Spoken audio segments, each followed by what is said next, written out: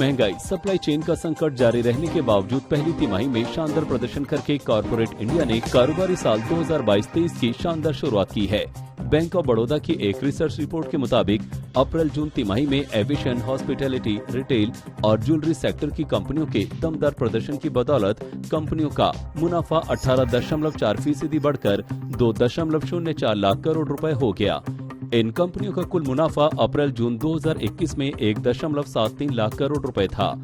कुल मुनाफे में करीब 70% हिस्सेदारी केवल बैंक, फाइनेंस और ऑटोमोबाइल सेक्टर की रही। इस सर्वे में 38 सेक्टर्स की 2598 कंपनियों के नतीजों को शामिल किया गया है।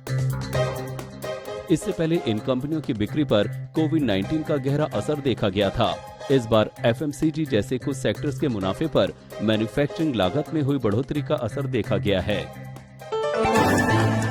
अब बात करते हैं किस तरह से इन कंपनियों की बिक्री अप्रैल-जून तिमाही में बढ़ी है।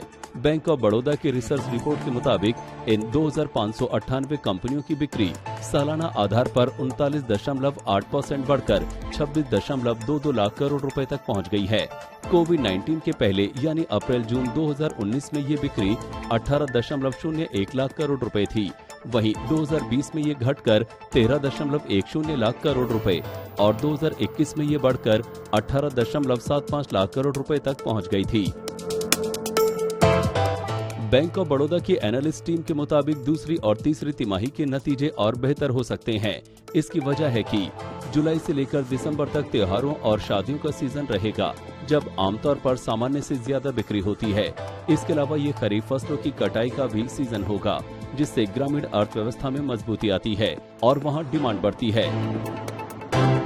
वित्त मंत्रालय का मानना है कि त्योहारी सीजन में मैन्युफैक्चरिंग सेक्टर में तेजी आ सकती है, क्योंकि कमोडिटीज की कीमतों में अब कमी आ रही है, जिससे महंगाई और घटेगी। मैन्युफैक्चरिंग यूनिट्स के उत्पादन और नए ऑर्डर में बढ़ोतरी होने का अनुमान है। कच्चे तेल के दाम घटने से भी महंगाई का रिस्क कम हो रहा है।